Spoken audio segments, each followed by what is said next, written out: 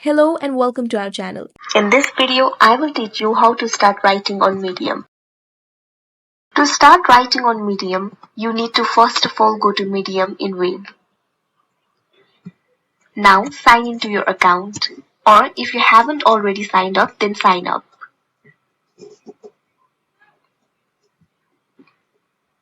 Now select your section of interest.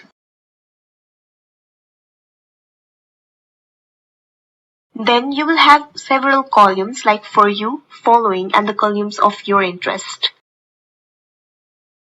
On Following, you will get the articles from the people that you follow. You can see here.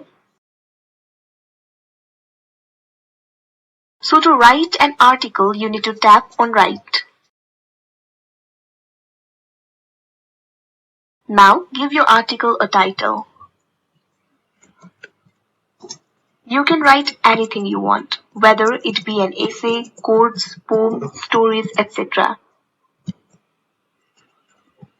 You can write using the required format. You can see the plus sign over here. The plus sign gives you feature to add pictures, links, and many other. You can also mention people by typing @people's name. After you finish writing, you can publish your document by clicking Publish. Or tap on three dots to share draft link and find other settings.